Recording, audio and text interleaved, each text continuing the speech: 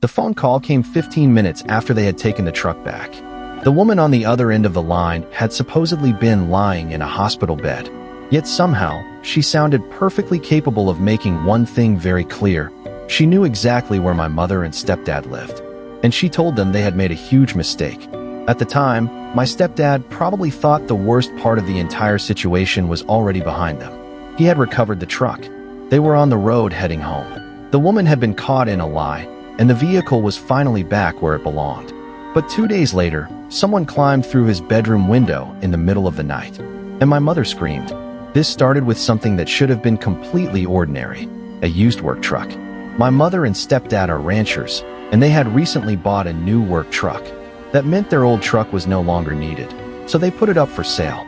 Then a woman from another rural area, roughly 4 hours away, contacted them. She seemed extremely interested in buying it. There was just one problem. She had reason after reason why she couldn't drive even halfway to meet them. Normally, that might have been enough to make someone walk away from the deal.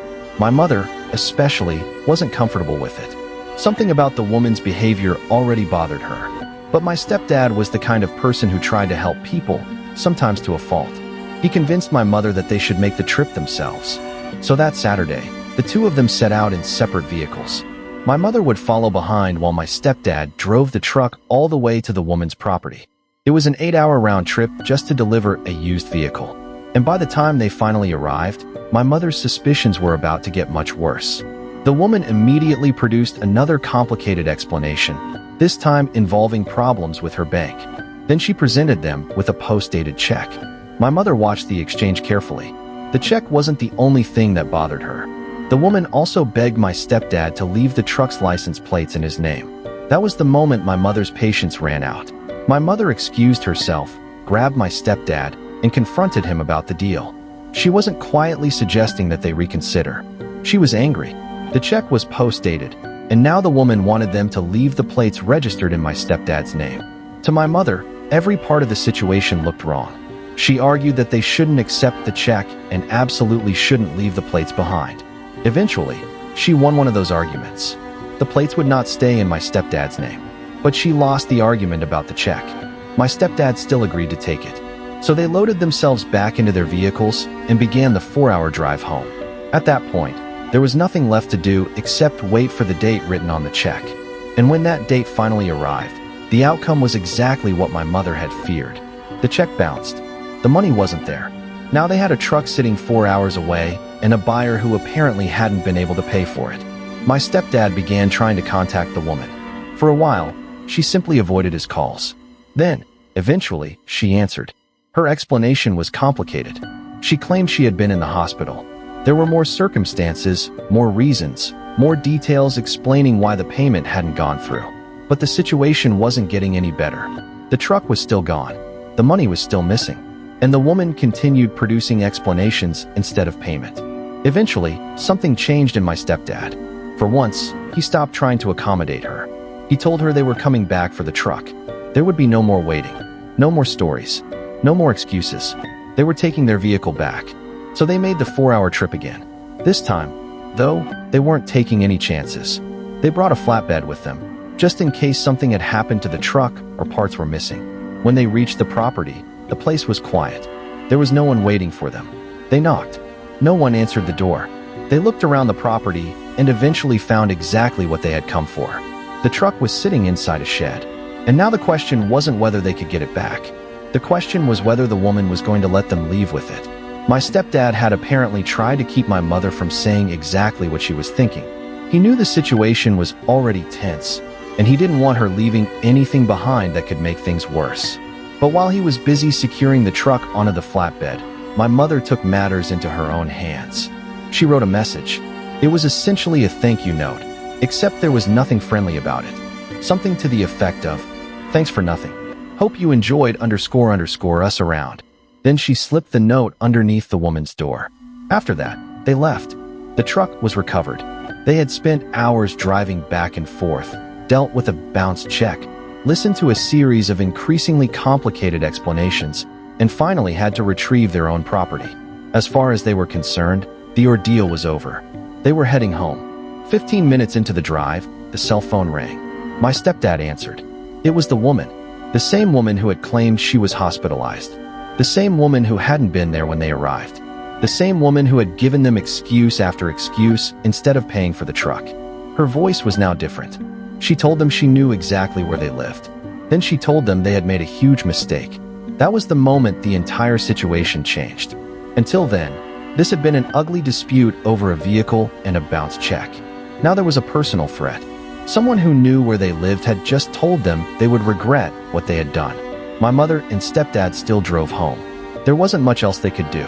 But whatever relief they felt from getting the truck back must have been difficult to hold on to after that phone call. Because the woman wasn't just angry. She knew their home. She had their address. And she had already demonstrated that she was willing to go far beyond a simple argument over money. Still, there was no way for them to know exactly what she intended. For the moment, the truck was back. The house was quiet. The phone call had ended. And life appeared to return to normal. Then, 2 days later, my stepdad went to sleep. What happened next turned that entire argument into something much more frightening. 2 days after the phone call, my stepdad was asleep in his bedroom. It was the kind of moment when a house feels completely still. Then someone began climbing through his bedroom window. He woke up to the intrusion. But before anyone could fully understand what was happening, my mother realized someone was inside the house. And she screamed. I heard those screams from my own bedroom. To this day, that remains one of the most chilling moments of my life. There was no warning anymore. No suspicious phone call. No strange excuse. No distant threat that could be dismissed as an angry person saying something they didn't mean. The woman had actually come to their home, and she had entered through the bedroom window. She was armed with a knife. The person who had spent days avoiding calls and explaining away the bounced check had now crossed the distance between their properties and appeared inside their house in the middle of the night. Everything that had happened before suddenly made sense in the worst possible way. She knew where they lived. She had said they had made a mistake. And now she was there. I don't know exactly how my stepdad managed to react so quickly. He was confronted by someone who had entered his bedroom and was carrying a knife. Yet somehow, he managed to take her down. Even though she was armed, he was able to overpower her and stop the attack. The details of those moments are difficult to imagine from the outside. 1 second, there was sleep and silence. The next, there was an intruder inside the bedroom, a weapon, shouting, and my mother's screams carrying through the house. And somehow, my stepdad managed to keep the situation from becoming something far worse. The woman was eventually restrained, and the police became involved. The entire story was then given to them. The original truck sale, the post-dated check, the bounced payment, the repeated explanations, the phone call, the warning that she knew where they lived, and finally, the nighttime break-in. This time, there was no confusion about what had happened. The woman had come to their home armed with a knife. And the threat she had made over the phone had become terrifyingly real. After the police heard the entire story, the woman was taken away. The same dispute that had begun with an ordinary work truck had ended with an armed woman breaking into a family's home in the middle of the night. Looking back, there were warning signs almost from the beginning. She was 4 hours away, yet she had numerous reasons why she couldn't even drive halfway to meet them. My stepdad, trying to be helpful, made the long trip himself. Then came the story about the bank. Then the post-dated check. Then the request to leave the plates in his name. My mother had recognized that something wasn't right. She had argued against taking the check. She had insisted the plates be canceled. And when the check eventually bounced, the woman's explanations continued. She avoided calls, then claimed she had been hospitalized. And eventually, after my stepdad decided enough was enough, they went back for the truck. Even then, they found no one at the property. They simply loaded the vehicle onto the flatbed and left.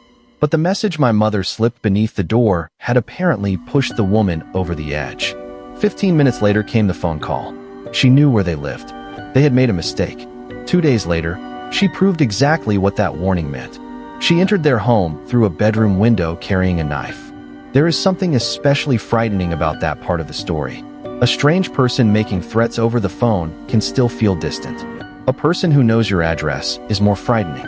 But someone actually climbing through your bedroom window is no longer a threat somewhere in the future. They're already inside. Fortunately, my stepdad managed to stop her. The police took over from there, and the woman was taken away.